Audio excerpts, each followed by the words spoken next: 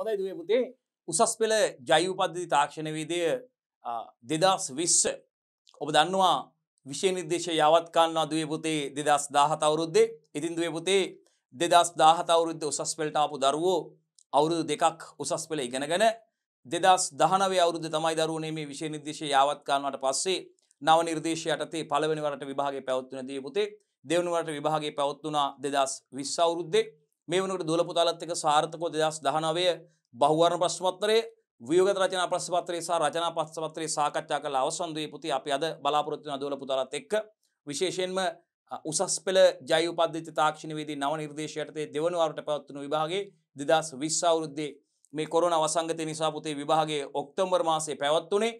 ඉතින් අපි අද බලාපොරොත්තු වෙනවා මේ පැවැත්වුණු උසස් පෙළ ජෛව පද්ධති තාක්ෂණ වේදී 2020 විභාගයේ රචනා ප්‍රශ්න පත්‍රයේ B කොටස රචනා ප්‍රශ්න පත්‍රයේ A කොටස ව්‍යුහගත රචනා ප්‍රශ්න පත්‍රයේ සම්පූර්ණයෙන්ම දුවල පුතාලත් එක්ක සාකච්ඡා කළ අවසන් දුවේ පුතේ අපි අද ආරම්භ කරනවා දුවල පුතාලත් එක්ක සාකච්ඡා කරන්න රචනා ප්‍රශ්න පත්‍රයේ B කොටසේ 7 වෙනි ප්‍රශ්නයේ සිට එහෙම නැත්නම් පිළිවෙලින් 3 වෙනි ප්‍රශ්නේ දරුවෝනේ. ඒ කියන්නේ අපි දන්නවා ව්‍යුහගත රචනා ප්‍රශ්න පත්‍රයේ ව්‍යුහගත රචනා ප්‍රශ්න 4ක් ඉවරනහම B කොටසේ පළවෙනි ප්‍රශ්නේ රචනා ප්‍රශ්න පත්‍රයේ පළවෙනි ප්‍රශ්න පත්‍රයේ අංක 5 විදියට පටන් ගන්නෙ අංක 5 විදියට අංකණය කරලා තියෙන දෙවෙනි ප්‍රශ්නය අංක 6 විදියටත් තුන්වෙනි ප්‍රශ්නේ අංක 7 විදිහටත් අංකණය කරලා තියෙන පුතේ. ඒ විදිහට අංකණය කරලා තියෙන තුන්වෙනි ප්‍රශ්නේ නැත්නම් 7 වෙනි රචනා ප්‍රශ්නේ දරුවෝනේ අපි අද දුර පුතාලත් එක්ක සාකච්ඡා කරන්න ආරම්භ කරන්නේ. බලාපොරොත්තු වෙන්නේ. රයිට් දුවේ පුතේ අපි පටන් ගමු කෙලින්ම යමු ප්‍රශ්නෙට. 7 වෙනි ප්‍රශ්නේ A කොටස රචනා ප්‍රශ්නයක් කොටස් 3කින් සමන්විතයි පුතේ. A කොටස B කොටස සහ C කොටස වශයෙන් එක කොටසට ලකුණු 100 බැගින් ලකුණු 300ක් කොටස් 3ට හම්බ වෙනවා පුතේ. එක කොටසක් සඳහා විනාඩි 10ක කාලයක් ලැබෙනවා කොටස් 3 සඳහා. විනාඩි 30ක නැත්නම් මිනිත්තු 30ක කාලයක් තමයි පුතේ සම්පූර්ණ රචනා ප්‍රශ්නයක් සඳහා ලැබෙන්නේ. රයිට් ඔබ දන්නවා එවැනි රචනා ප්‍රශ්න 4ක් ඔබ තෝරාගත් ප්‍රශ්න 4ක් විභාගෙද ලියන්න ඕනේ. රචනා ප්‍රශ්න 6ක් තියෙනවා දරුවෝනේ ඔබට.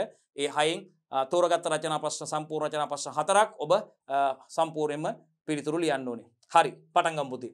එහෙනම් 7 වෙනි ප්‍රශ්නේ A කොටසින් නැත්නම් 3 වෙනි ප්‍රශ්නේ A කොටසින් අහන්නේ පුතේ බොයිල කුකුල් මස් සැකසීමේ ක්‍රියාවලියේ වැදගත් පියවර එම එක් පියවරවල ක්‍රියාත්මක කිරීමේ අරමුණු සඳහන් කරමින් පැහැදිලි කරන්න කියලා. ඔන්න පුතේ ඇත්තටම මේ බොයිල කුකුළු මස් නිෂ්පාදනය මේ කොටසට එකතු වුණා පුතේ. නමුත් අපි දන්නවා විෂය නිර්දේශය යාවත් කාලෙ වෙන්න කලින් 2013 අඩංගු විෂය නිර්දේශය තුළ මේ විශේෂයෙන්ම ගුණාත්මක කුකුළු මස් වල ලක්ෂණ ඒ වගේම කුකුල් මස් ආශ්‍රිත නිෂ්පාදන ගැන තිබුණා දරුවෝනේ.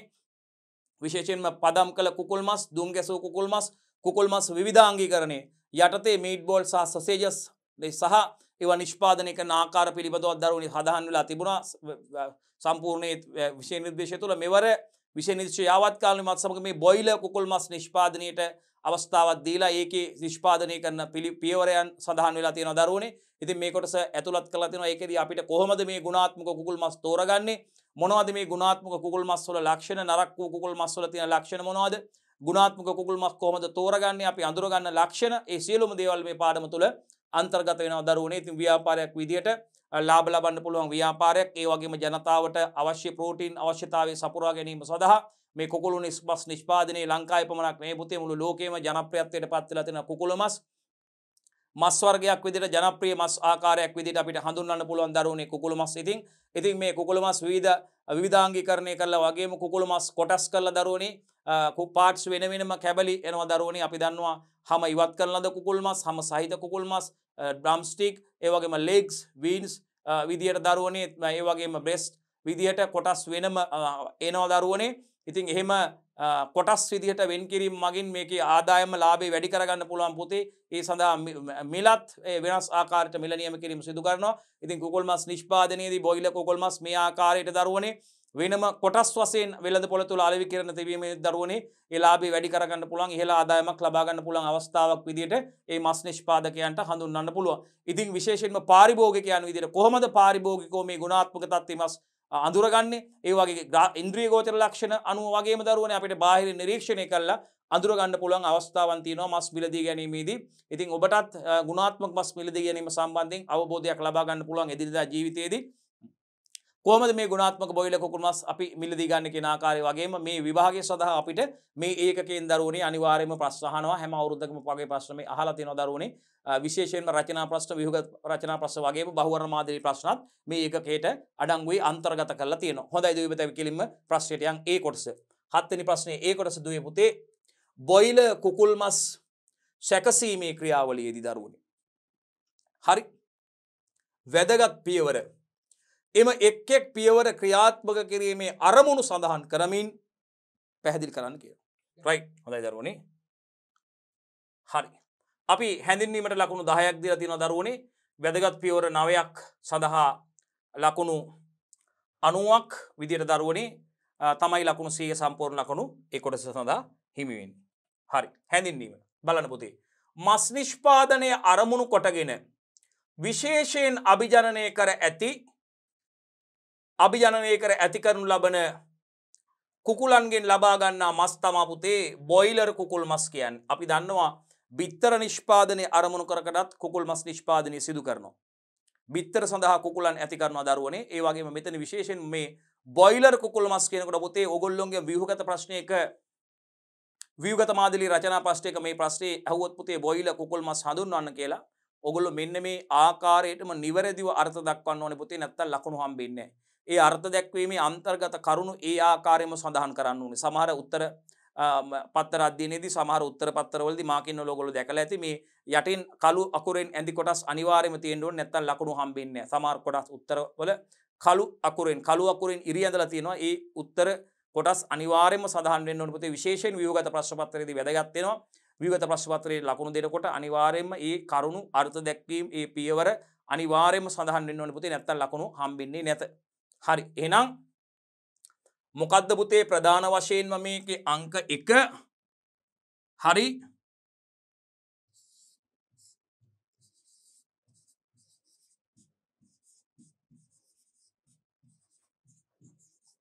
මස් නිෂ්පාදනය අරමුණු කොටගෙන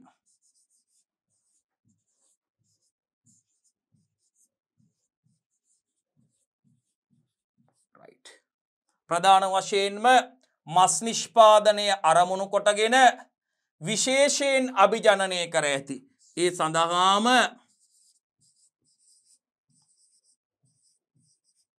විශේෂයෙන් අභිජනනය කොට ඇති. රයිට්. විශේෂයෙන් අභිජනනය කර ඇති. අභිජනනය කොට ඇති කරනු ලබන නේද පුතේ? අභිජනනය කොට ඇති කරනු ලබන රයිට් ඇති කරනු ලබන කුකුලන්ගෙන් ලබා ගන්නා මස් රයිට් කුකුලන්ගෙන් ලබා ගන්නා මස් බලන්නකො ඒකේ අන්තර්ගත වෙන්න ඕනේ ප්‍රධාන කරුණු ටික. එකක් පුතේ මස් නිෂ්පාදනයේ අරමුණු කොටගෙන කියන එක. මස් නිෂ්පාදනයේ අරමුණු කොටගෙන.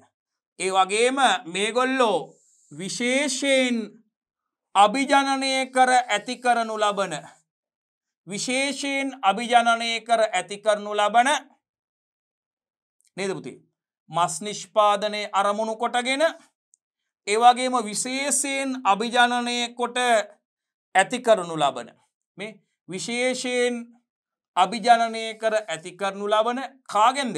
කුකුලන්ගෙන් ලබා ගන්නා මස්. විශේෂයෙන් අභිජනනය කර ඇති කරනු ලබන කාගෙන්ද? කුකුලන්ගෙන් ලබා ගන්නා මස් තමා පුතේ බොයිලර් කුකුල් මස් විදියට හඳුන්වන්නේ. බලන්න එන්නම් ඔබට දැන් මතක තියාගන්න පුළුවන් ද බෝඩ් එක බලන්න නැතුව කට්ටියම කියමු බලන්න. රයිට්. මස් නිෂ්පාදනයේ අරමුණු කොටගෙන විශේෂයෙන් අභිජනනය කරලා තියෙන විශේෂයෙන් අභිජනනය කරලා ඇති කරනු ලබන කුකුලන්ගෙන් ලබා ගන්නා මස් තමා පුතේ බොයිලර් කුකුල් මස් කියන්නේ. ආයිමත් බලමු. මේගොල්ලෝ මස් නිෂ්පාදනයේ අරමුණු කරගෙනයි දරුවනේ ඇති කරනු ලබන්නේ. මස් නිෂ්පාදනයේ අරමුණු කොටගෙන කියන වචනේ තියෙන්න ඕනේ. විශේෂයෙන් අභිජනනය කරලා ඇති කරනු ලබන කියලා තියෙන්න ඕනේ පුතේ. විශේෂයෙන් අභිජන්ණය කරලා ඇති කරනු ලබන තියෙන්න ඕනේ පුතේ කුකුලන්ගෙන් ලබා ගන්නා මස් කියලා තියෙන්න ඕනේ පුතේ. කුකුලන්ගෙන් ලබා ගන්නා මස් තමයි පුතේ අපි බොයිලර් කුකුල් මස් කියලා කියන්නේ. මෙන්න මේ ආකාරයට නිවැරදිව අර්ථ දැක්වීම මතක තියාගන්න පුතේ අවබෝධයෙන් කරන්න උත්තර ලියන්න. එතකොට කවදාවත් ජීවිත කාලෙටම විභාගයට පමණක් නෙවෙයි ඔබට මේක අමතක වෙන්නේ නැහැ. බොයිලර් කුකුල් මස් කියපු ගමන් ඒ අර්ථ දැක්වීම නිවැරදිව ලියන්න පුළුවන්. ඒ සඳහා ලබා දෙන ලකුණු 3ක් නම් ඒ ගාන 4ක් නම් ඒ ආකාරයට ලබා ගන්න පුළුවන්. මෙවැනි පොඩි පොඩි ලකුණු එකතු වෙලා තමයි අවසානයේ පුතේ ලකුණු ලැබෙන්නේ. ව්‍යුගත රචනා ප්‍රශ්න 4යි. එක ප්‍රශ්නයකට ලකුණු 75 බගින් 75 ඒවා දෙකක් 150යි 75 ඒවා 4ක් ලකුණු 300යි. ඒ ආකාරයටයි ලකුණු හැදෙන්නේ. රයිට්. එතකොට එහෙනම් මතක තියාගන්න මස් නිෂ්පාදනයේ අරමුණු කොටගෙන විශේෂයෙන් අභිජනනය කර ඇති කරනු ලබන කුකුලන්ගෙන් ලබා ගන්නා මස් තමා පුතේ බොයිලර් කුකුළු මස් කියලා කියන්නේ. නේද? හරි. එහෙනම් මස් නිෂ්පාදනයේ අරමුණු කොටගෙන විශේෂයෙන් අභිජනනය කර ඇති කරනු ලබන කුකුලන්ගෙන් ලබා ගන්නා මස් තමා පුතේ බොයිලර් කුකුල් මස් කියලා කියන්නේ. රයිට්. හැඳින්වීමට ලකුණු දීලා තියෙනවා කීයක්ද බලමු. ලකුණු 10ක්. බලමු වැදගත් පියවර ටික. හරි.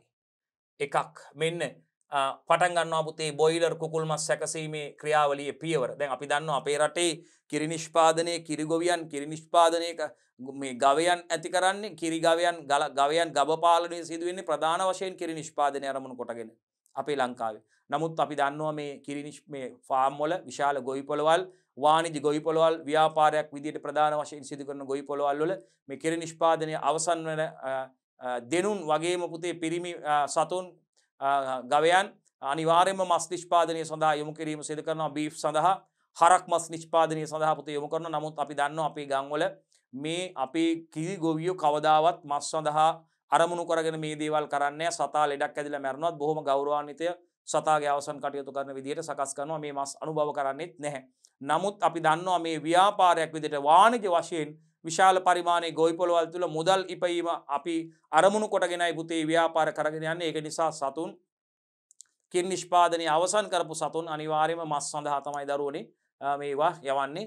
හරක් මස් නිෂ්පාදනය සඳහා ඒ සතුන් යොදා ගැනීම සිද්ධ වෙනවා ඒ ගොවිපොළ තුල. ඉතින් මේ අපි දන්නවා ගොවිපොළ ආශ්‍රිතව ඇති කරන සතුන් තමයි ගොවිපොළ සතුන් කියන්නේ. ගවයන්, ඒ වගේම කුකුලන්, එළුවන්, බැටළුවන්, ඌරන්, ඒ වගේම අපි දන්නවා තාරාවන්, පාත්තේන් වැනි සතුන් දරුවනේ අපි දන්නවා මේ ගොවිපොළවල් තුල ඇති කරනවා. ගොවිපොළ තුල ඇති කරනවා මේ කිරි නිෂ්පාදනය, බිත්තර නිෂ්පාදනය සහ මස් නිෂ්පාදනය වගේම බැටළුවන්ගෙන් ලෝම ලබා ගන්නවා නේද දරුවනේ. ඒ නිෂ්පාදන සඳහා මේ සතුන් ගොවිපොළ ආශ්‍රිතව ඇති කරනු ලබන සතුන් තමයි පුතේ අපි ගොවිපොළ සතුන් කියලා හඳුන්වන්නේ. හොඳයි. රයිට්. එතකොට බොයිලර් කුකුල් මස් සැකසීමේ ක්‍රියාවලියේ පියවර ටික තියෙන්නේ පුතේ අංක 1. බලමු පුතේ අපි මුලින්ම සතා ඝාතනයේට පැය 8ක් 24කට පෙර පැය 8කට දවසකට පමණ පෙර සතාගේ සතාට ආහාර දෙන එක නතර කරනවා. බලමු මේ පියවර අපි හයිලයිට් කරගමු පුතේ. ඝාතනයේට පැය 8:24කට පෙර ආහාර දීම නතර කරන්න ඕනේ. ඇයි සතා තුල මේ ජීර්ණය වූ ආහාර මගින් මස් අපවිත්‍ර වෙන්න පුළුවන්. අන්නේ අපවිත්‍ර වීම වැළැක්වීමට වගේම ආහාර නාස්තිය අවම කිරීම සඳහා තමයි පුතේ සතා ඝාතනය කරන්න පැය 8ක් නැත්නම් 24කට. ඒ කියන්නේ පැය 8ක් පැය 24ක් කියන්නේ දිනයක්. දිනකට පමණ පැය 24කට පමණ පෙර පැය 8ත් 24ක් අතර කාලයකට පෙර සතාට ආහාර දීම නතර කරනවා පුතේ. ඒක අරමුණ වෙන්නේ මේ ජීර්ණ වූ ආහාර මගින් මස්වල අවසන් මස් නිෂ්පාදනයේ ගුණාත්මක භාවයට බලපාන්න පුළුවන්. මොකද පුතේ මේ ජීර්ණ වූ ආහාර මගින් මස් අපවිත්‍ර වීම වෙන්න පුළුවන් පුතේ. ඒ වගේම අන්නේ අපවිත්‍ර වීම වැළැක්වීමට සහ ආහාර අපතේ යාම ආහාර නාස්තිය අවම කිරීම සඳහා තමයි පුතේ ඒ ආකාරයට මේ ඝාතනය කිරීමට පැය 8ක් 24කට කමන පෙර සතාට ආහාර දීම නතර කරන්න. අපි බලමු ඊළඟ කරුණ. බොයිලර් කුකුල් මස් සැකසීමේ ක්‍රියාවලියේ පියවර නිවැරදි ලෙස සතුන් අල්ලන්න ඕනේ පුතේ. සතුන් ඇල්ලීමේදී පුතේ නිවැරදි විදිහට සතුන් අල්ලන්න ඕනේ. සතුන් ආතතියට ලක් නොවන ආකාරයේ සතුන් දගලන්නේ නැති විදිහට නිවැරදි ආකාරයට මේ සතුන් අල්ලීම සිදු කරන්න ඕනේ පුතේ. නැත්නම් සතා ආතතියකට දක්වන සතා දඟලන්න පුළුවන්. ඒකත් බලපානවා මේ අවසන් මස්වල ගුණාත්මක භාවය කෙරෙහි පුතේ. හරි. බලන්න පුතේ. එතකොට නිවැරදි ලෙස සතුන් අල්ලන්න ඕනේ කොහොමද පුතේ? පාද වලින් සතුන් ඇල්ලීම. විශේෂයෙන් ඒ මගින් මොකද ශක්තිය හානි හා යාන්ත්‍රික හානි අඩු වෙනවා දරුවනේ. නැත්නම් සතා දගලන්න ගත්තොත් ශක්තිය හානි වෙන්න පුළුවන් දරුවනේ. නැත්නම් යාන්ත්‍රික හානි සිදු වෙන්න පුළුවන් පුතේ.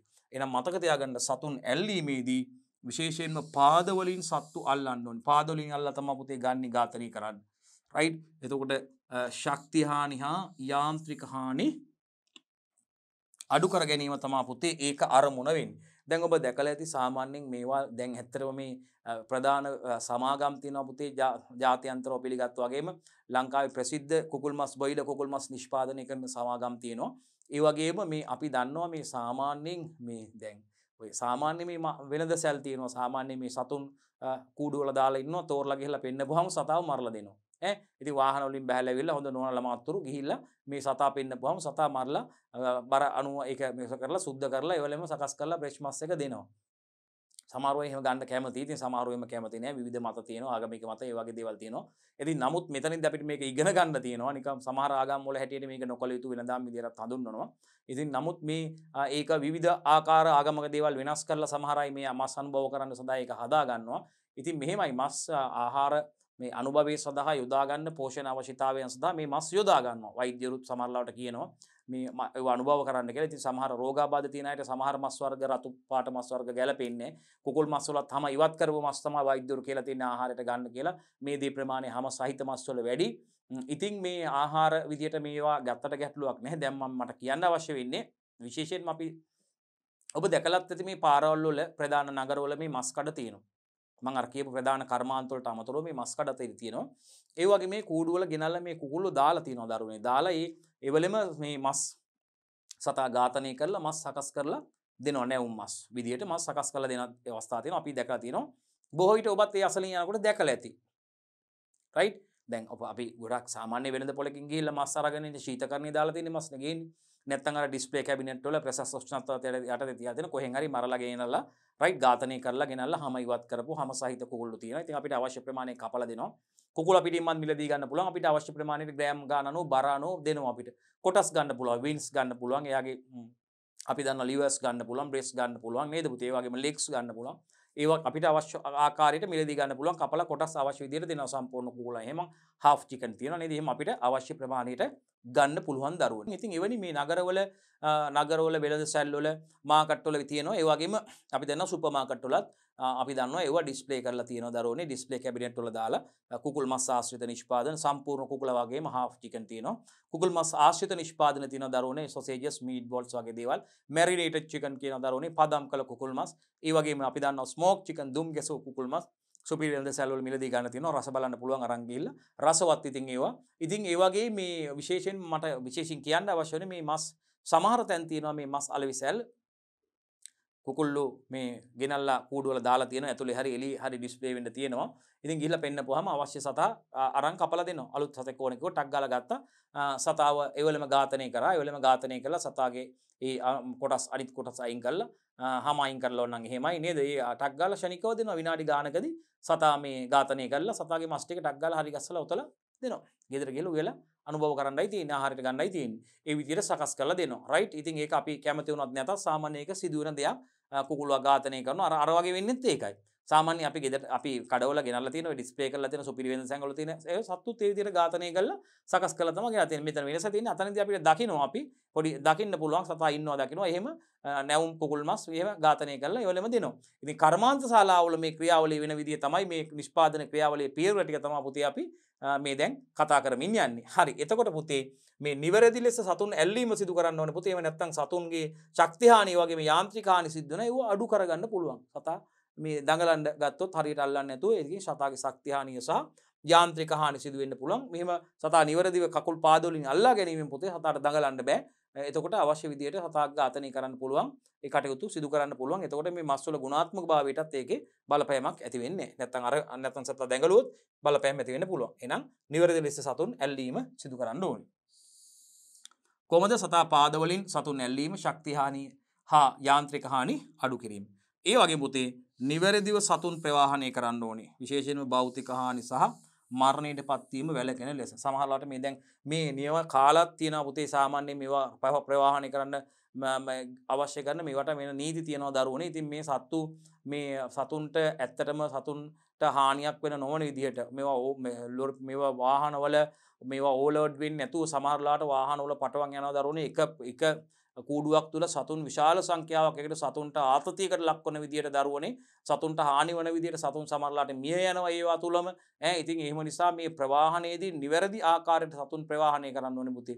ඉතින් ඒ කාලේ සාමාන්‍ය මේවා ගොඩක් වෙලාවට රාත්‍රී කාලේ වගේ තමයි සතුන් ප්‍රවාහනය කරන්නේ. දහවල් කාලේ ප්‍රවාහනය කරනවා අපි අඩුවෙන් සිද්ධ වෙන්නේ දරුවනේ. ඉතින් ඒක නිසා මතක තියාගන්න විශේෂයෙන්ම මේ මස් සඳහා බොයිලර් නිෂ්පාදන කුකුල් මස් නිෂ්පාදනය සඳහා සතුන් ප්‍රවාහනය කරනකොට සතුන්ට භෞතික හානි සහ මරණයට පත්වීම වැළකෙන විදිහටයි සතුන් දැන් ඝාතනය කරන්න පෙර සතා මරණයට පත් වෙනවා නම් මේ භෞතික හානි සිදු වෙලා ප්‍රවාහනයේදී මේ වැඩිපුර පැටවීම සහ සතාට ඇතිවන අපි කියනවා මේ පීඩනය නැත්තම් ආතති තත්ත්වය වෙන්න පුළුවන් සතුන් එක දිගට තෙරපීම නිසා මෙතන සතුන්ට තියෙන ඉඩ ප්‍රමාණය ප්‍රමාණවත් ඉඩක් නැතුව මේ සත්තු ඒ විදිහට ප්‍රවාහනය කිරීම වැඩි සතුන් ප්‍රමාණයක් එකම කූඩුවක් තුල දාලා අරන් යනකොට ඒ වගේම ප්‍රවාහනයේදී මේවා ඊට ප්‍රමාණය ඉක්මවා පැටවීමේ කටයුතු මගින් පුතේ සතුන්ට හානි වෙන්න පුළුවන්. රයිට්. එහෙම වෙලා එක සැරයක් අපි රූප මාධ්‍ය වල එහෙම දකින්න තිබුණා අපේ රූපවාහිනී මාධ්‍ය වල එහෙම මේ නිවුස් වලටත් මේක පෙන්නුවා මේ සත්තු ඒ වගේ එකක් වැටිලා කුඹුරකට වැටලා සත්තු හැම තැනම වැටලා කන්ටේනර් මේ වගේ නෙච්ච ලොකු ලොරියක් විශාල ලොරියක් ඒ වැඩි අවශ්‍ය ප්‍රමාණයට පටවල හරි අනුතුරක් මගේ වෙලා හරි ඉතින් සත්තුට එහෙම හානි වෙන්න පුළුවන් මේ පමණ ඉක්මවා පැටවීම වගේම නිවැරදි ප්‍රවාහන ක්‍රමවේද භාවිතා නොකිරීම නිසා. ඉතින් නිවැරදි ක්‍රමවේද භාවිතා කළා නිවැරදිව සතුන් ප්‍රවාහනය සිදු කරන්න ඕනේ පුතේ. ඒකෙන් මේ භෞතික හානි සහ මරණයට පත්වීම සතුන්ගේ වළක්ව ගන්න පුළුවන් ඝාතනයට පෙර. රයිට්. මේ පූර්ව මරණ පරීක්ෂාව පුතේ මරණයට පෙර සතා ඝාතනය කිරීමට පෙර සිදු කරන පරීක්ෂාව. විශේෂයෙන් පුතේ මතක තියාගන්න මේ ඝාතනය සඳහා යොදාගන්නේ මස් නිෂ්පාදනය සඳහා නිරෝගී සතුන්. යම්කිසි රෝගී තත්ත්වයකින් සතුන් පෙළෙනවා නම් පුතේ එවැනි සතුන් විශේෂයෙන්ම මේ පූර්ව මරණ පරීක්ෂාවේ වැදගත්කම වෙන්නේ පුතේ පූර්ව මරණ පරීක්ෂාව සිදු කිරීමේ අරමුණ වැදගත්කම වෙන්නේ මේ නිරෝගී සතුන් මේ ඝාතනය සඳහා කුකුල් මස් බොයිලර් කුකුල් මස් නිෂ්පාදනය සඳහා යොදා ගැනීම පුතේ. රෝගී සත්තු වෙනවා නම් රෝගපාත්‍රී වෙච්ච සත්තු වෙනවා නම් පුතේ සත්තු අයින් කරන්න ඕනේ. මොකද අවසන් මස් නිෂ්පාදනය සඳහා ඒක බලපානවා. මොකද පාරිභෝගික නිෂ්පාදනය පුතේ පාරිභෝගිකයන් ආහාර පිණිසයි මේව ගන්න. මේවා ආහාර නිෂ්පාදන. හොඳේ පුතේ? රයිට්. අපි බලමු එහෙනම්.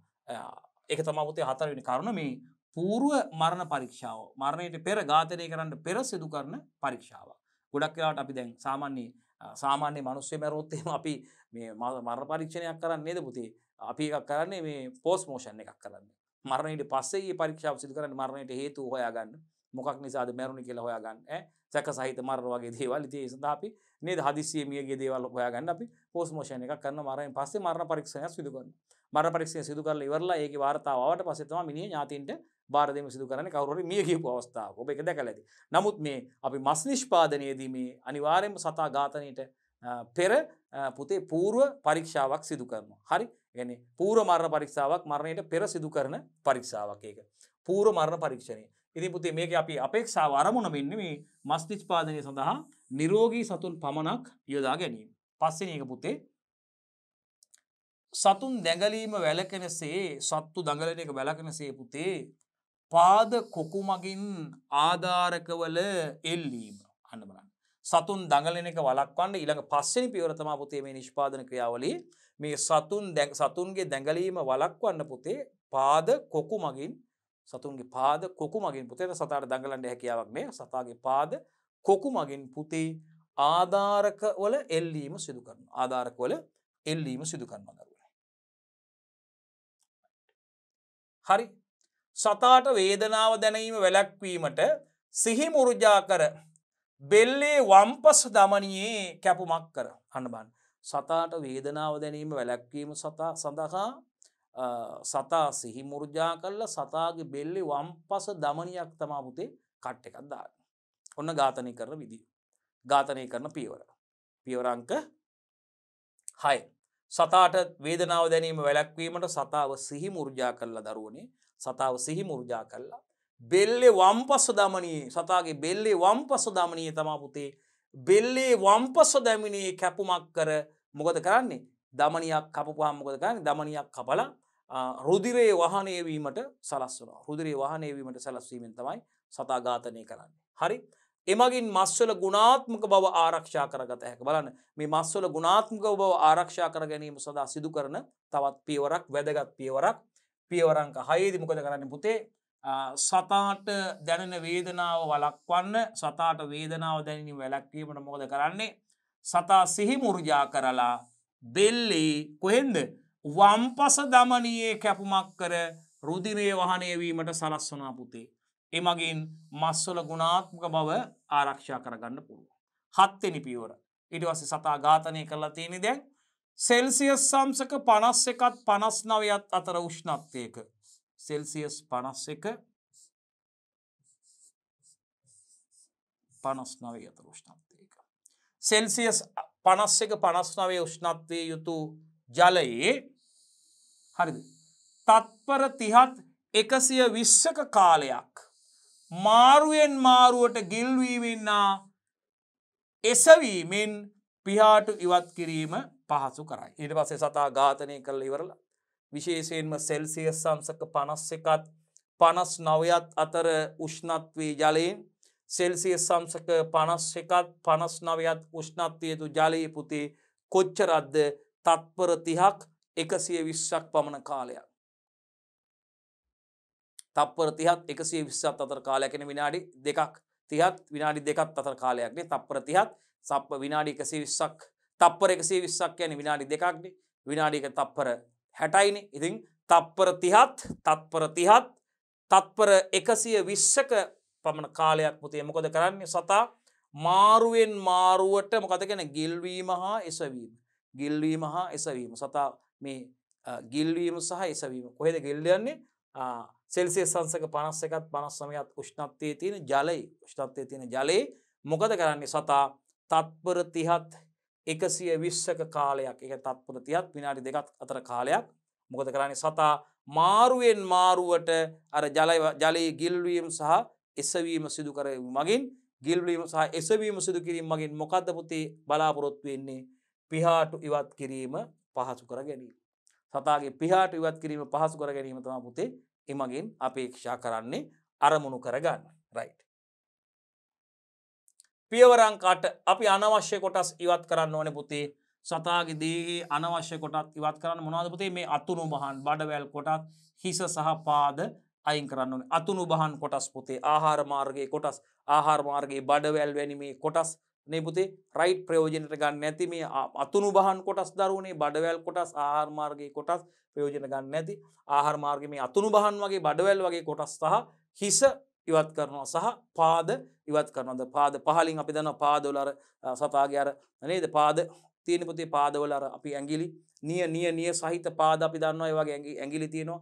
දැන් අපි දන්නවා මේ අර මේ ජලයේ යන තාරාවන්ගේ වගේ සතුන්ගේ බැඳි පටල තියෙනවානේ. අර පිහිනීම සඳහානේ තාරාවන් වගේ සතුන් එන අර ගොඩ ඇවිදින්නත් පුළුවන්. අර මේ පාදවල අර බැඳි පටල තියෙනවා. පිහිනීම සඳහා අනුවර්තනයක් විදිහට බැඳි පටල තියෙනවා. ඉතින් මේගොල්ලෝගේ මේ කාගේ විශේෂයෙන් මේ අපි ගත්තා මේ අර පිහිනීමටත් එක්ක අනුවර්තනයේ තියෙන ලක්ෂණයක් විදිහට. ඒක මම මෙතන කියන්න ගත්තේ මේගොල්ලෝගේ අර පාදවල ඇඟිලි නියත් එක තියෙන ඒවා ප්‍රයෝජන මස් එකක දැකලා නැහැ නේ කවදාවත්. ඒවා කපලා අයින් කරනවා.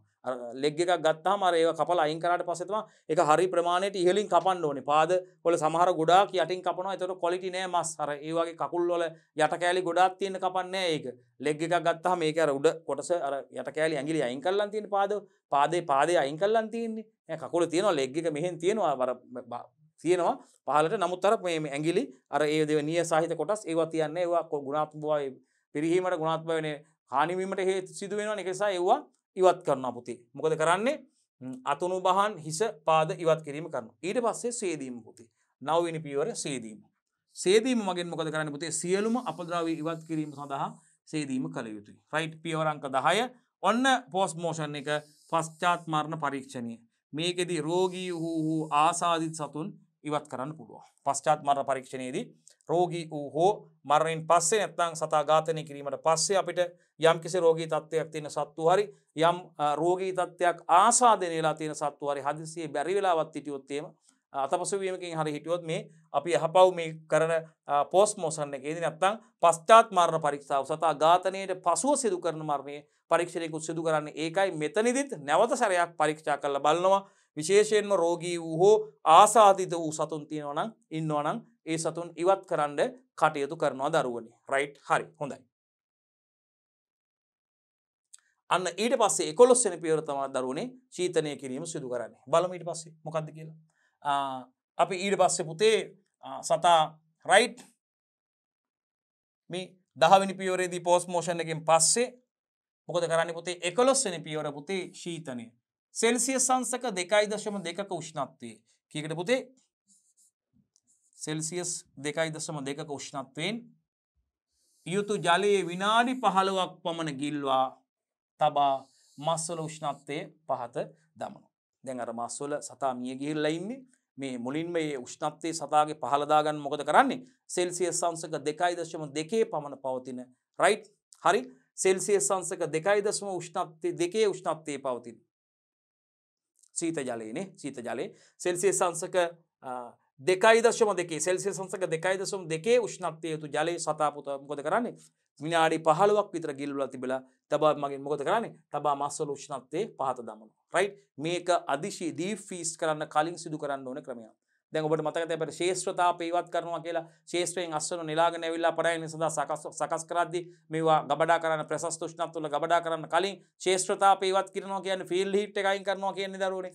එළවලු පළතුරු අස්වන වල ඉතින් මොකේද අපි අර ශීතදාම පරිපාලන ක්‍රියාවලියේදී පසු අස්වන තාක්ෂණයේ පාඩමේ පසු අස්වන පාඩමේ ශීතදාම පරිපාලන ක්‍රියාවලියේදී අපි ඒක කරන්නේ.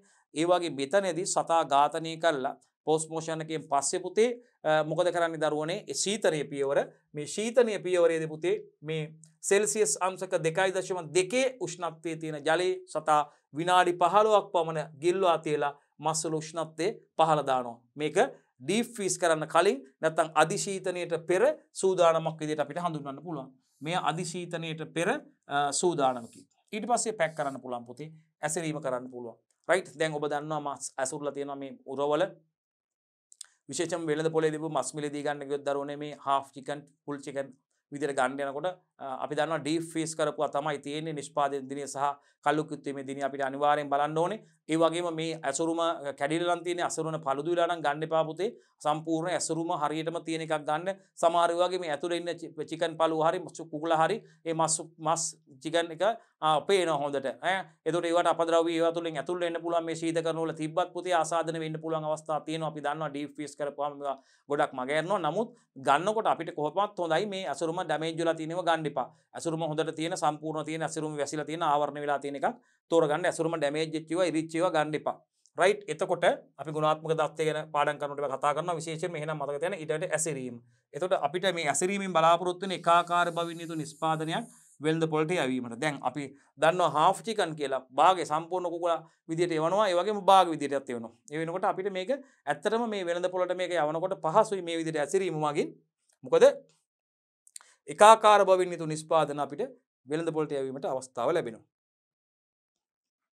13 වෙනි පියවර ගබඩා කිරීම ස්ටෝර් කරන එක. මේ ඇසුරු මස් පුතේ වැඩි කාලයක් තබා ගැනීම සඳහා අන්න අධිශීතනීය හෝ බ්ලාස්ට් සීතනීය සහිතව ගබඩා කරනවා. දැන් එන විවිධ සමාගම් වලින් එන මේ බොයිලර් මස් අපි දන්නවා වසරක් පමණ කල් තියා ගන්න පුළුවන්. නිෂ්පාදනය කළා අවුරුද්දක් විතර කල් තියා ගන්න පුළුවන්. මේවා ඒ සඳහා මොකද මේ ගබඩා කරන්නේ අධිශීත ගබඩා ඩීප් ෆ්‍රීස් කරනවා නැත්නම් බ්ලාස්ට් ෆ්‍රීස් කරනවා. ඒ දෙකෙන් එකක් කරනවා. රයිට් මතක තියාගන්න. එහෙනම් මේ ඇසුරු මස් පුතේ පැක් කරපු මස් වැඩි කාලයක් තබා ගැනීම සඳහා අධිශීතනය හෝ බ්ලාස්ට් සීතනය සහිතව ගබඩා කිරීම සිදු කරන්න ඕනේ. එනම් පුතේ මේ හරි ප්‍රධාන පියවර ටික පුතේ අපි කතා කරේ. 7 ඒ කොටස 7 වෙනි ප්‍රශ්නේ ඒ කොටසයි පුතේ මේ කුකුල් මස් නිෂ්පාදනයේ පියවර ටික කතා කරේ පුතේ. ඒ වගේ වැදගත්කම් ඇයි මේ පියවර අපි සිදු කිරීමේදී අපි වැදගත්කම් ටික කතා කරා පුතේ. ඇයි මේ ආකාරයට සිදු කරන්න කියන එක සම්බන්ධයෙන්. එහෙනම් මම හිතනවා මේ ප්‍රශ්නෙට සාර්ථක පිළිතුරු ඔයගොල්ලන්ට ලැබුණා.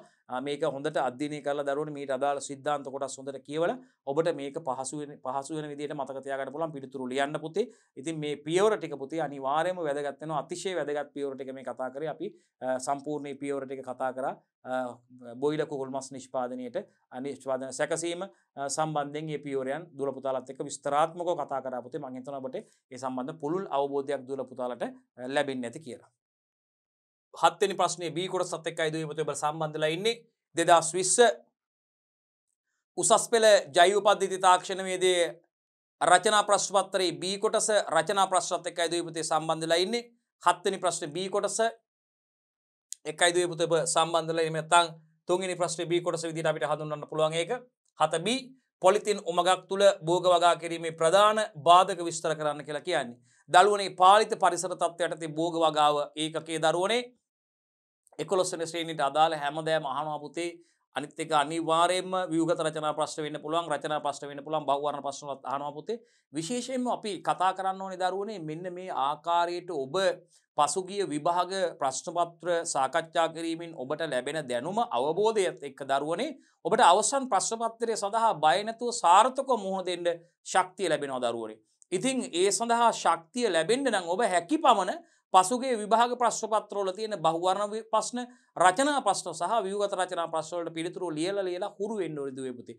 එතකොට ඔබ මේ ප්‍රශ්න පත්‍රයේ ව්‍යුහය පිළිබඳව ඔබට අවබෝධයක් එනවා. ප්‍රශ්න පත්‍රයේ අන්තර්ගතය පිළිබඳව ඔබට අවබෝධයක් වෙනවා. බහුවර්ණ ප්‍රශ්න 50ක් ගත්තාම ඒ ඒකක වලින් කොච්චර ප්‍රශ්න සංඛ්‍යාවක් ඇතුළත් කරන උදාහරණයක් විදිහට ඉලෙක්ට්‍රොනික විද්‍යාවකින් කොච්චරක් ඇතුළු කරනවද? පළවෙනි එකකෙන් කොච්චරක් ඇතුළු කරනවද? ඒ වගේම බිම් බැනීම සහ මට්ටම් ගැනීම එකකෙන් කොහොමද ප්‍රශ්න ඇතුළු කරන්නේ? ප්‍රශ්න කීයක් ඇතුළු කරනවද? රයිට්. එතකොට විශේෂයෙන්ම දෙවන ඒකකය අපි දන්නවා පාංශු ලක්ෂණ සම්බන්ධයෙන් ජෛව පද්ධතිය පස සම්බන්ධ. ඒ වගේම අපි දන්නවා දේව කොටස් දෙකක් ඒකේ අන්තර්ගතයි. විශේෂයෙන්ම පස්කාණ්ඩ පිළිබඳ අධ්‍යයනය කියලා අපි ඒකෙදි කරුණු විෂය කරුණු ඉගෙන ගන්නවා. ඉතින් ඒ ඒකකේ අදාළව ප්‍රශ්න කීයක් අහනවද?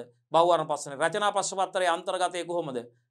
ඉතින් ඒ අනුව අපිට අවබෝධයක් ලැබෙනවා ලබා දෙන ලකුණු සංඛ්‍යාව සහ ඒ ඒකක වලින් ලබා දෙන ලකුණු ප්‍රමාණ පිළිබඳ අවබෝධයක් ලැබෙනවා දරුවනේ. ඒ අනුව අපිට නිවැරදිව වටහා ගන්න පුළුවන් කොහොමද ප්‍රශ්න අහන්නේ, කොයි ආකාරයෙන් ලකුණු දෙන විදිහ. ඉතින් මෙන්න මේ අවබෝධය ලබා ගැනීම තුළින් ඔබට අවස්ථාව ලැබෙනවා නියමිත කාලයට ප්‍රශ්න පත්‍ර ඉවර කරලා නියමිත ලකුණු සංඛ්‍යාවක්, වැඩි ලකුණු සංඛ්‍යාවක් ලබා ගැනීමට ඔබට අවස්ථාව සැලසෙනවා දරුවනේ. හොඳයි. එහෙනම් අපි යනවා පුතේ 7B අපිට කියනවා පොලිතීන් උමගක් තුල භෝග වගා කිරීමේ ප්‍රධාන බාධක විස්තර කරන්න කියලා. පාලිත පරිසර තත්ත්වයට භෝග වගාවේදී දුවේ පුතේ ඔබ දන්නවා පාලනය කරන ලද පරිසර තත්ත්ව විශේෂයෙන්ම දරුවනේ මේ පාලිත පරිසර තත්ත්වයට භෝග වගාවේදී ප්‍රධාන වශයෙන් වායෝ පරිසර තත්ත්ව පාලනය පිළිබඳ වැඩි අවධානයක් යොමු කරනවා දුවේ පුතේ. වර්ෂාපතනයේ ආලෝකයේ උෂ්ණත්වය, සාපේක්ෂ ආර්ද්‍රතාවය, ඒ වගේම සුළඟ වගේ දරුවනේ අපි කියනවා මේ වායෝ පරිසර සාධක. බොහෝ විට අපි දන්නවා මේ ආරක්ෂිත භෝග වගාවේදී නිර්පාංශු වගා මාධ්‍ය තමයි භාවිතා වෙන්නේ පුතේ. සමහර අවස්ථාවලදී පමණක් මේ ආරක්ෂිත ගෘහ ඉදි කරලා තියෙන භූමියේම පස ජීවාණුහරණය කරලා යොදා ගැනීම සිද්ධ කරනවා. බොහෝ විට නිර්පාංශු වගා ක්‍රම සොයිල්ලස් කල්චර් එකක් තමයි පුතේ යොදාගන්නේ. පස් රහිත මාධ්‍ය තුලයි මේකෙදි වගා කිරීම සිදු කරන නිසා පාංශු ජනන රෝග බොහෝ විට අඩුයි පුතේ මේ වගේදී. නිසා විශේෂයෙන්ම අපි වායෝ පරිසර තත්ත්ව පාලනය සම්බන්ධයෙන් තමයි කතා කරන්නේ. ඒකෙදි අපි දන්නවා පූර්ණ ආරක්ෂිත ව්‍යුහ විදියට අපිට හරිතාගාර හඳුන්වන්න පුළුවන් පුතේ. අර්ධ ආරක්ෂිත ව්‍යුහ විදියට අපිට පොලිතීන් ගෘහ, පොලිතීන් උමං හඳුන්වන්න පුළුවන්. ඉතින් මෙතනදී විශේෂයෙන් මේ ප්‍රශ්නේදී අපෙන් අහන්නේ පුතේ රචනා ප්‍රශ්නේ ඒ කොටසින් 7 වෙනි පොලිතීන් උමගක් තුල භෝග වගා කිරීමේ ප්‍රධාන බාධකයි පුතේ විස්තර කරන්න කියලා කියන්නේ. රයිට් අපි යමු. බලන්න හැඳින්වීම. අපිට හැඳින්වීම සඳහා ලකුණු 20ක් හම් වෙනවා දුවේ පුතේ. ප්‍රධාන බාධක 4ක් නම් කිරීමට ලකුණු 24ක් හම් වෙනවා පුතේ. එක නම් කිරීමට 6 බැගින් ප්‍රධාන බාධක 4ක් විස්තර කිරීමට දරුවනේ අපිට ලකුණු දීලා තියෙනවා. ලකුණු 14 බැගින් ලකුණු 56ක්. ඒ ආකාරයට තමයි ලකුණු 100 මේකේ සැකසීලා තියෙන්නේ හැඳින්වීම දරුවනේ. බලන්න ආවරණ ද්‍රව්‍ය විදිහට බලන්නකෝ ආවරණ ද්‍රව්‍ය ලෙස පොලිතීන් භාවිතා කරමින් හා හරි අභ්‍යන්තරයේ පාලිත පරිසර තත්ත්ව පවත්වා ගනිමින් හරිද භෝගවල වර්ධනය අස්වැන්නේ ප්‍රමාණය හා ගුණාත්මක බව වැඩි දියුණු කිරීමට ගොඩනගා ඇති ව්‍යුහ තමා පුතේ පොලිතීන් උමං විදියට අපි හඳුන්වන්නේ. නැත්නම් පොලිතීන් උමග විදියට හඳුන්වන්නේ. බලන්නකො පුතේ මේකේ විස්තරේ මෙන්න මේ කරුණු ටික සම්පූර්ණයෙන්ම අන්තර්ගත වෙන්න ඕනේ පුතේ ඔබට ලකුණු 3 නැත්නම් ලකුණු 4 ලබා ගැනීම සඳහා මේ හැඳින්වීම කරන කොටස. නැත්නම් දැන් රචනා ප්‍රශ්නයක නම් හැඳින්වීමට ලකුණු දීලා තියෙනවා ලකුණු 20ක්. මෙන්න මේ ලකුණු 20 ලබා ගන්න සම්පූර්ණයෙන්ම මේ නිර්වචනයේ ඒ ආකාරයෙන්ම සඳහන් වෙන්න ඕනේ පුතේ. විශේෂයෙන්ම මේකේ ආවරණ ද්‍රව්‍ය ලෙස පොලිතීන් භාවිතා කරමින් කියන එක තියෙන්න ඕනේ පුතේ.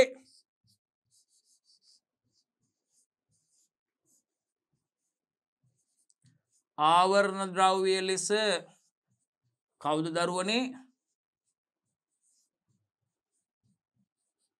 පොලිතීන් භාවිතා කරමින්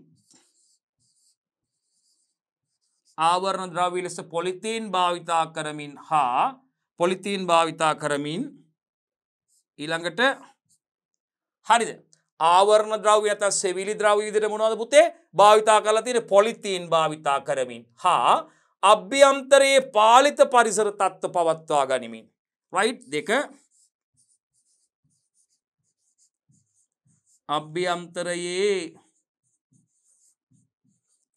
පාලිත පරිසර තත්ත්ව පවත්වා ගනිමින් අනිවාර්යෙන් තියෙන්න ඕනේ පුතේ අභ්‍යන්තරයේ පාලිත පරිසර තත්ත්ව පවත්වා ගනිමින් භෝගවල වර්ධනය right භෝගවල වර්ධනය ඒ වගේම අස්වැන්නේ ප්‍රමාණය හා ගුණාත්මක බව වැඩි දියුණු කිරීමට right අස්වැන්නේ ප්‍රමාණය සහ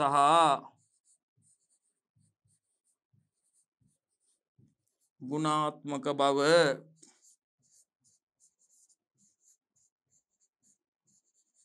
වැඩි දියුණු කිරීමට right හරි ගොඩනගා ඇති ව්‍යුහ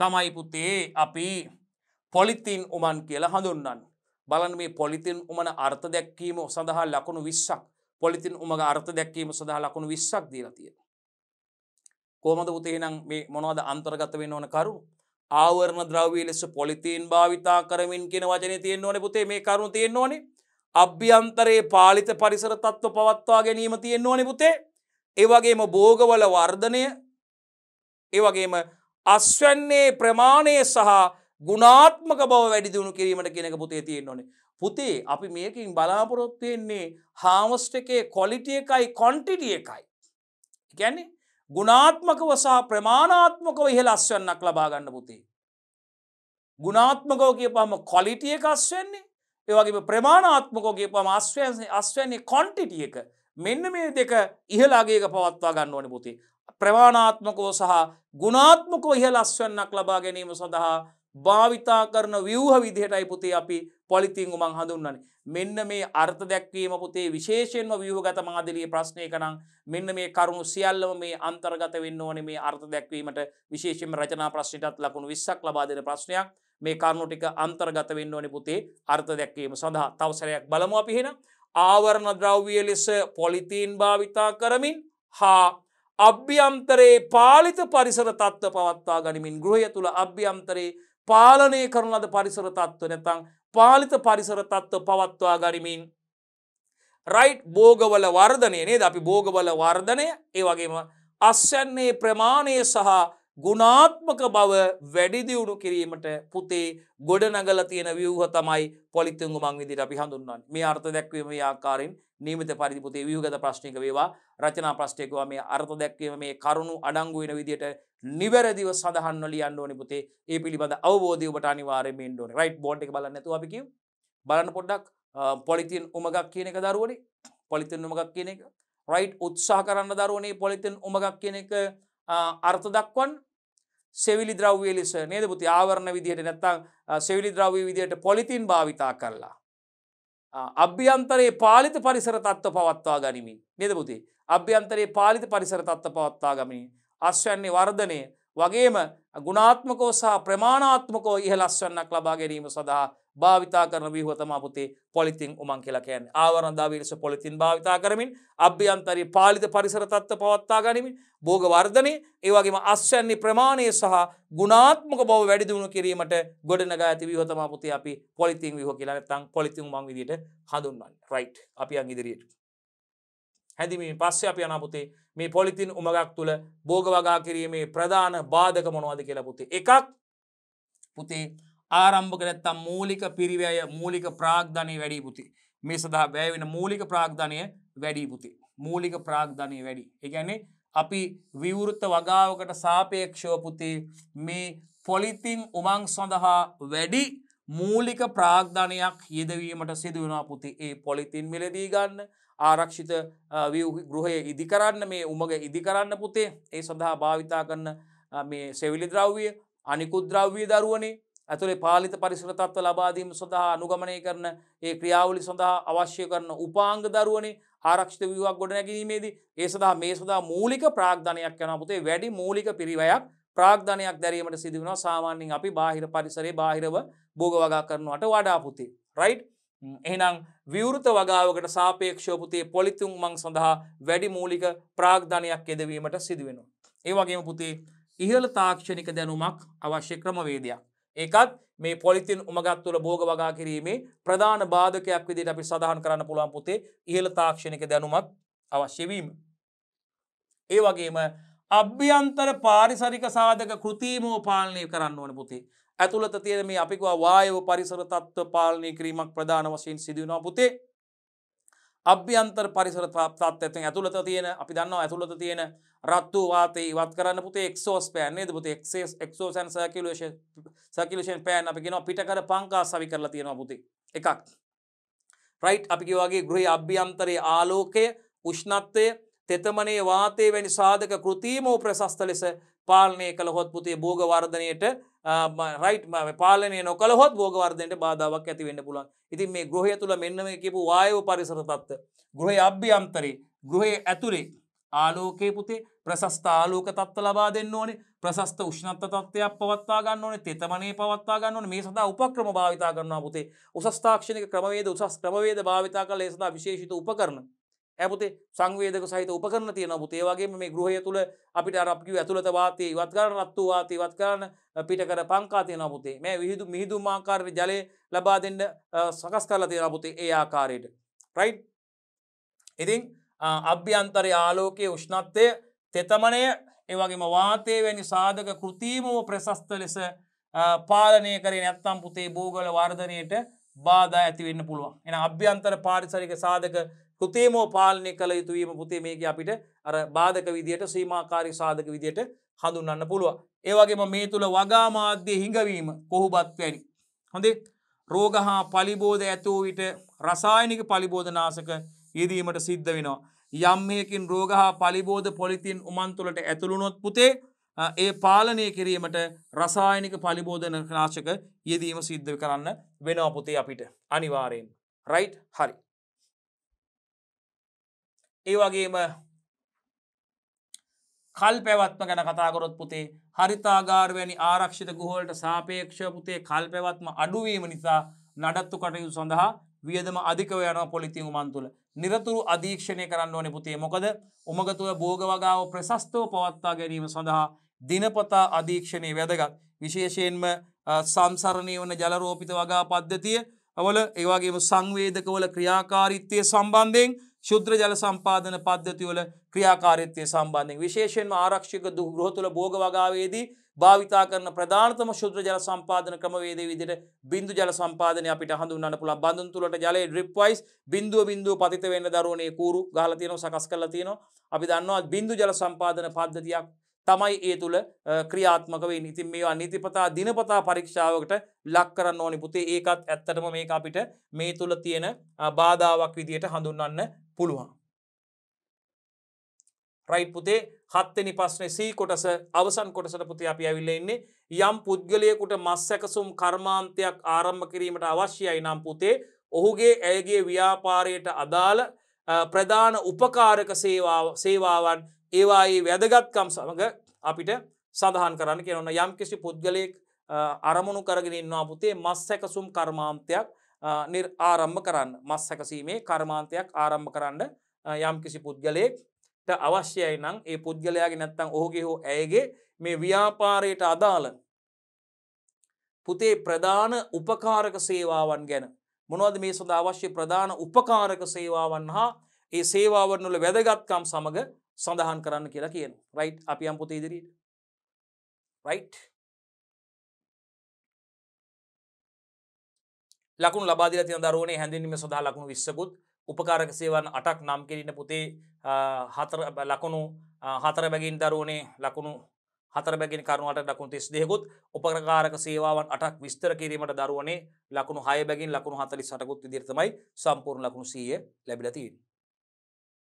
හොඳයි පුතේ. හැඳින්වීම බලමු පුතේ. මේ උපකාරක සේවාවන් කියන එකයි හඳුන්වලා තියෙන්නේ පුතේ. ව්‍යාපාරයක් ආරම්භ කිරීමේදී හා පවත්වාගෙන යෑමේ හරි ක්‍රියාවලිය කාර්යක්ෂමව කිරීමට සහ පහසු කිරීමට සහාය වන විවිධ සේවා තමයි පුතේ උපකාරක සේවා විදියට හඳුන්වලා තියෙන්නේ. මොනවාද පුතේ උපකාරක සේවා විදියට අපිට හඳුන්වලා දීලා තියෙන්නේ? ව්‍යාපාරයක් ආරම්භ කිරීමේදී හා පවත්වාගෙන යාමේ ක්‍රියාවලිය. රයිට්? ව්‍යාපාරයක් ආරම්භ කිරීමේදී වගේම ඒ ව්‍යාපාරය පවත්වාගෙන යාමේ ක්‍රියාවලිය දරුවනේ කාර්යක්ෂම කිරීමට වගේම පහසු කිරීමට සහාය වන විවිධ සේවා තමා පුතේ උපකාරක සේවා කියන්නේ. යම් කිසි ව්‍යාපාරයක් ආරම්භ කිරීමේදී හා පවත්වාගෙන යාමේදී යම් ව්‍යාපාරයක් ආරම්භ කිරීමේදී හා පවත්වාගෙන යාමේදී රයිට් ඒ සඳහා හරිද එම ක්‍රියාවලිය කාර්යක්ෂමව සිදු කිරීමට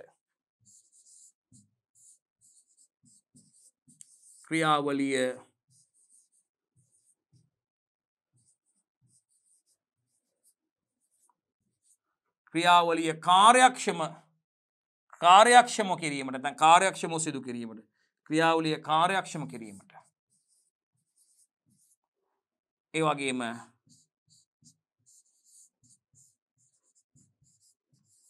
ක්‍රියාවලිය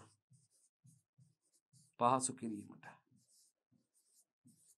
රයිට්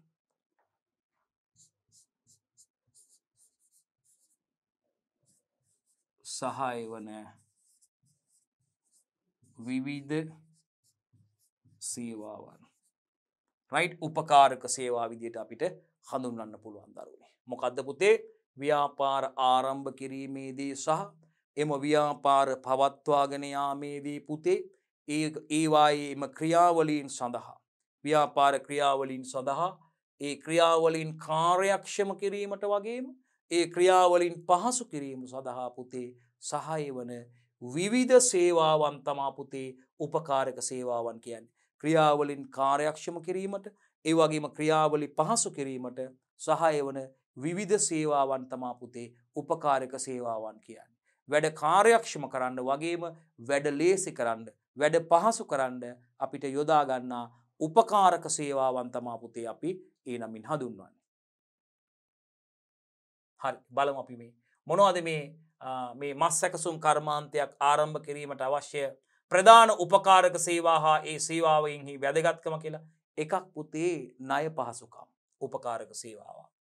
ණය පහසුකම් මේ විශේෂයෙන්ම කර්මාන්ත ශාලාව ඉදිකරන් ඒ සඳහා නිෂ්පාදන ක්‍රියාවලීන් සඳහා අවශ්‍ය යන්ත්‍ර සූත්‍ර මිලදී ගැනීම වැනි අවශ්‍යතා සඳහා අඩු පොලියට ණය ලබා ගැනීමට අවශ්‍ය වෙනවා. යටිතල පහසුකම් පුතේ මොනවාද? මාර්ග පද්ධති මේ අමුද්‍රව්‍ය සපයා ගැනීම හා රයිට් විශේෂයෙන්ම අමුද්‍රව්‍ය සපයා ගැනීම හා නිෂ්පාදන බෙදා හැරීමට පුතේ සප්ලයර්ස්ලාගෙන් අමුද්‍රව්‍ය සපයා ගැනීම සිදු කරන්න ඕනේ පුතේ. අමුද්‍රව්‍ය සපයා ගැනීම සහ නිෂ්පාදන කටයුතු සිදු කරන්න ඕනේ පුතේ.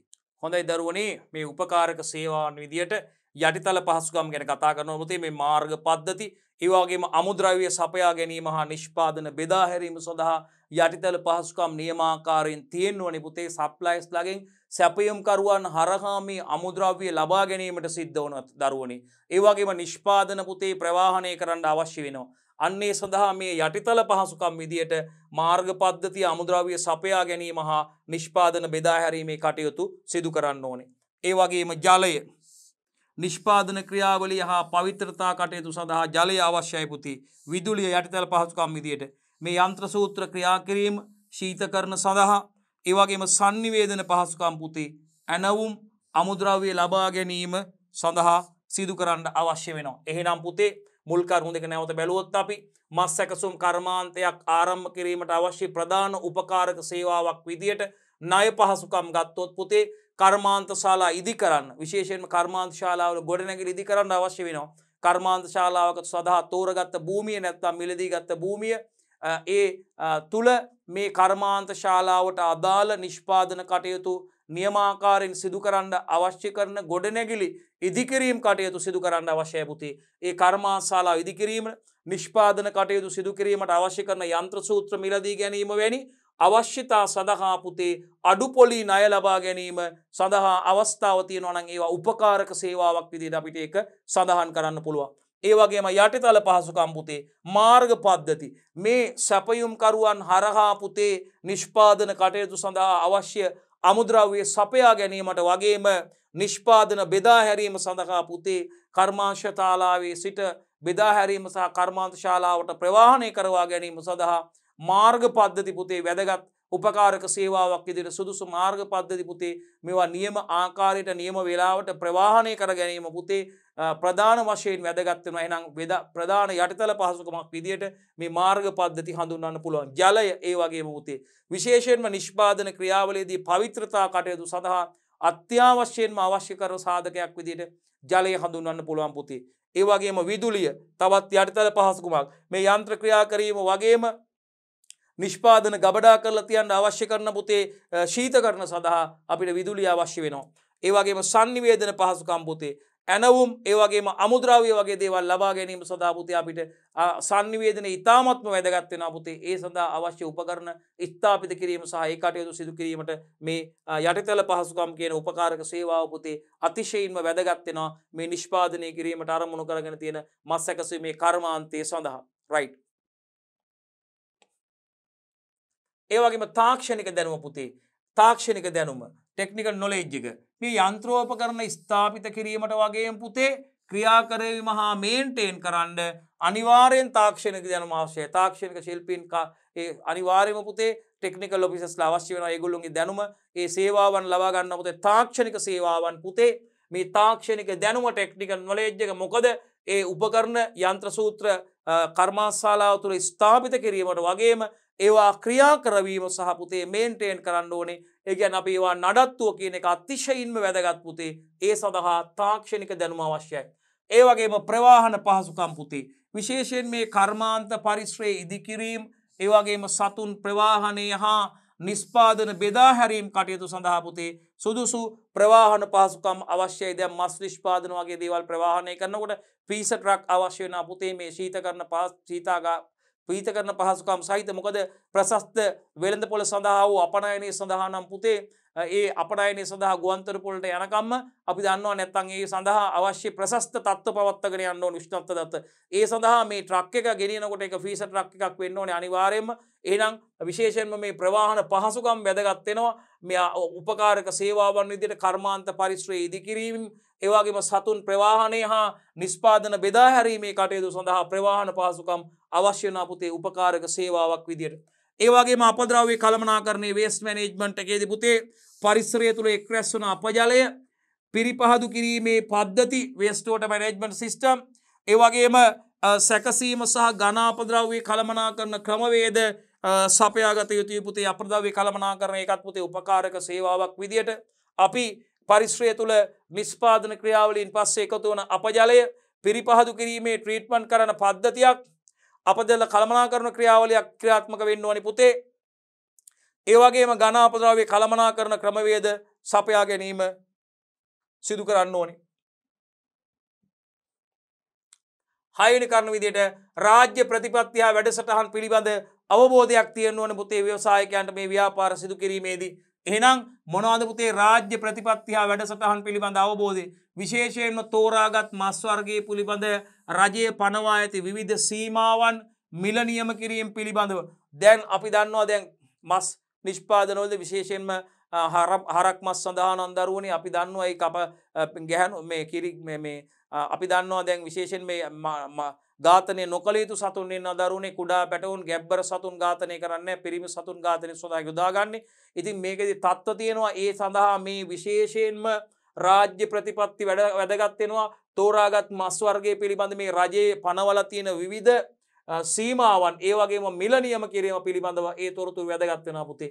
මස් සඳහා සතුන් ලබා ගැනීමේ සේවාවන් තියෙනවා පුතේ. සතුන් සැපයුම් කරුවන්ගෙන් මේ සේවය ලබා ගන්න ඕනේ. සහතික කිරීමේ සේවය මේ කර්මාන්ත ශාලාව හා නිෂ්පාදන තත්ත්ව කළමනාකරණ පද්ධතිවලට අනුගත සෞඛ්‍ය ආරක්ෂිතව පවත්වා ගැනීමට අවශ්‍ය සේවාවන් තියෙනවා පුතේ. නිෂ්පාදනයේ ඒ වගේම SLS ISO ප්‍රවෘත්තිකරණයේ ඒ වගේම HACCP කළමනාකරණ පද්ධති GMP good manufacturing practice යහ නිෂ්පාදන පිළිවෙත් GHP good hygienic practice මේ දේවල් අනුගමනය කරන්නකොට පුතේ විශේෂයෙන්ම තත්ත්ව කළමනාකරණ පද්ධති ඒ සඳහා අවශ්‍ය ආයතන වලින් මේ සේවාවන් ලබා ගන්න වෙනවා පුතේ. ඒ සඳහා ඒ ආයතන වල පිරිවිතර ලබාගෙන ඒ අනුව නිෂ්පාදන ක්‍රියාවලින් සහ නිෂ්පාදන සකස් කර ගැනීමෙන් අදාළ ප්‍රමිතිකරණය ලබා ගැනීමට හැකියාව තියෙනවා. එහෙනම් පුතේ සහතික කිරීමේ සේවය ඒ කියන්නේ කර්මාන්තශාලාව හා නිෂ්පාදන තත්ත්ව කළමනාකරණ පද්ධතිවලට අනුගතව සෞඛ්‍ය ආරක්ෂිතව පවත්වා ගැනීමට අවශ්‍ය සේවාවන් විදිහට ඒක අපිට හඳුන්වන්න පුළුවන් දරුවනි.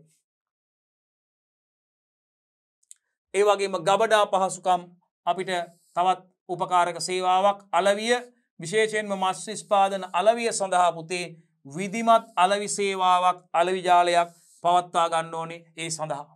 හොඳයි දරුවනේ අපි සාර්ථකව දුවල පුතාලත් එක්ක සාකච්ඡා කරලා අවසන් කරේ උසස් පෙළ ජෛව පද්ධති තාක්ෂණ වේදය විෂය 2020 ඔක්තෝබර් මාසයේ පැවැත්වුණු විභාගයේ රචනා ප්‍රශ්න පත්‍රයේ B කොටසේ 7 වෙනි රචනා ප්‍රශ්නය එහෙම නැත්නම් දරුවනේ පිළිවෙලට ගත්තොත් අපි ව්‍යුගත රචනා ප්‍රශ්න 4කට පස්සේ පළවෙනි ප්‍රශ්නේ 5 වෙනි ප්‍රශ්නය රචනා ප්‍රශ්නයේ දෙවෙනි රචනා ප්‍රශ්නය තමයි 6 කියලා අංකණය කරලා තියෙන්නේ. තුන්වෙනි රචනා ප්‍රශ්නය තමයි පුතේ 7 කියලා අංකණය කරලා තියෙන්නේ. දුර පුතාත් එක්ක සාර්ථකව සාකච්ඡා කරලා අවසන් කරේ. 7 වෙනි රචනා ප්‍රශ්නයට අදාළව A කොටස, B කොටස සහ C කොටස අපි සාකච්ඡා කරලා අවසන් කරා පුතේ. අපි බලාපොරොත්තු වෙන දුර පුතාලත් එක්ක ඊළඟ කොටසෙන් 8 වන රචනා ප්‍රශ්නයත් එක්ක දුර පුතාලත් එක්ක සම්බන්ධ වෙන්න බලාපොරොත්තු වෙනවා දුවේ පුතේ.